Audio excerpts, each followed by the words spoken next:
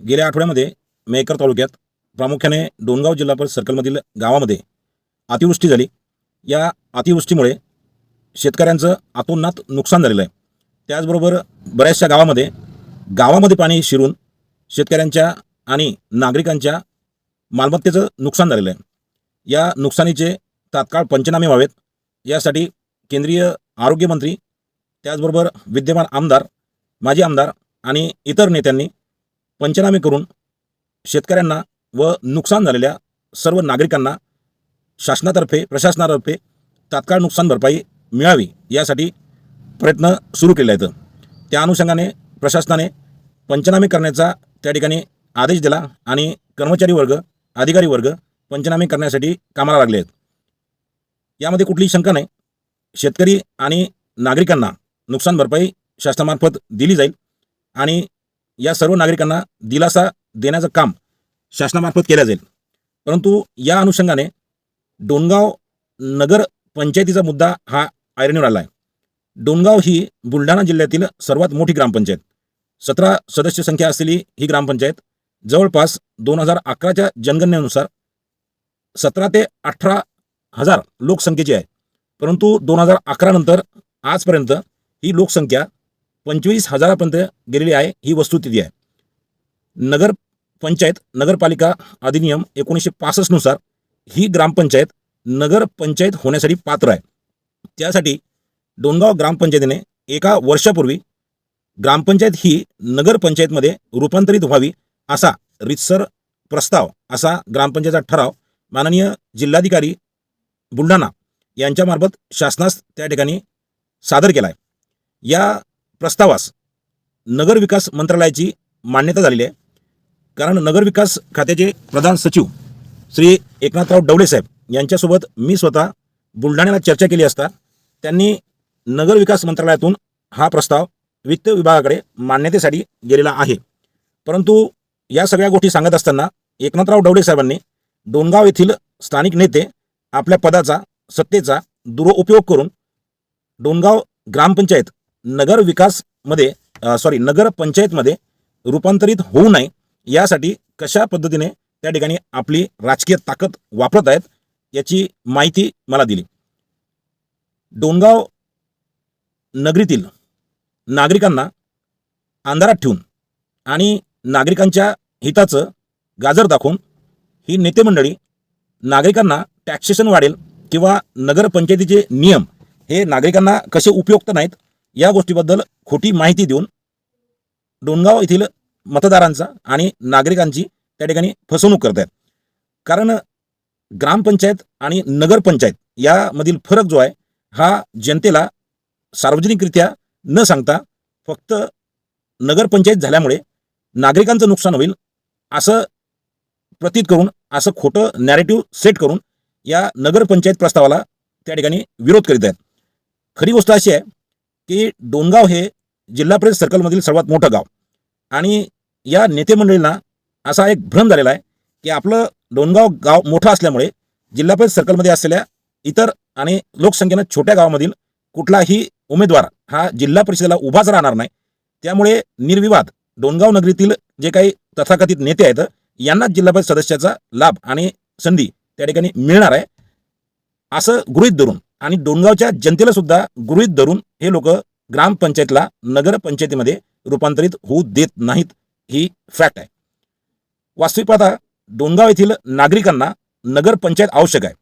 त्याला कारण असं आहे की लोकसंख्येच्या हिशोबाने आणि लोकसंख्येच्या आणि ग्रामपंचायतच्या माध्यमातून येणाऱ्या निधीच्या हिशोबाने डोणगावमधील विकास कामं आणि नागरिक सुविधा ह्या पूर्णत्वास जात नाहीत. कारण निधी अपुरा पडतो. नगरपंचायत झाल्यास हा निधी जो आहे हा दुप्पट, तिप्पट आणि चौपट सुद्धा होऊ शकतो. ही गोष्ट जनतेपर्यंत हे नेते हेतुपुरस्सर, जाणीवपूर्वक पोहोचू देत नाहीत. नगरपंचायत हा विषय असा आहे की डायरेक्ट नगरविकास खात्याशी संलग्नित असलेली नगरपंचायत ही थेट मंत्रालयाशी जोडली जाते. मंत्रालयातून येणाऱ्या काही योजना डायरेक्ट ह्या मंत्रालयातून नगरपंचायतीपर्यंत येऊ शकतात आणि गावाचा विकास होऊ शकतो. ग्रामपंचायत हा जो आहे, ग्रामपंचायतमधला जो प्रमुख आहे तो सरपंच असतो आणि नगरपंचायतीच्या प्रमुखाला नगराध्यक्ष म्हणून त्या ठिकाणी दर्जा मिळतो. आणि मुख्याधिकारी हा जो सक्षम अधिकारी त्या नगरपंचायतीला मिळतो. ग्रामविकास अधिकारी असो किंवा आता ग्रामसेवक आपण म्हणतो त्यांना, तर यांच्यापेक्षा मुख्याधिकारी जो आहे तो गावासाठी अधिक चांगल्या प्रकारे सक्षमपणे त्या ठिकाणी काम करू शकतो. ही गोष्ट जनतेच्या लक्षात आलेली आहे, नेत्याच्याही लक्षात आलेली आहे. परंतु वैयक्तिक राजकीय स्वार्थापोटी हे लोक डोणगाव ग्रामपंचायतला नगरपंचायतीमध्ये रूपांतरित होऊ देत नाहीत. वास्तविक पाहता केंद्रीय मंत्री प्रतापराव जाधव साहेब यांनी सुद्धा डोणगाव नगरपंचायतीला त्या ठिकाणी पाठिंबा दिलेला आहे. त्याचबरोबर तत्कालीन आमदार डॉक्टर संजय रायमुळकर साहेब यांनी सुद्धा या प्रस्तावाचं त्या ठिकाणी समर्थन केलं आहे. परंतु त्यांच्याच पक्षातील काही नेत्यांना जी जिल्हा परिषद पंचायत समित्या लढण्याची जी खाज आहे, त्या खाजीमुळे ते प्रतापराव जाधव साहेब आणि डॉक्टर रायमुळकर साहेब यांच्यावर सुद्धा दबाव आणून डोणगावला नगरपंचायतीमध्ये रूपांतरित होऊ देत नाहीत. ही गोष्ट खरी आहे.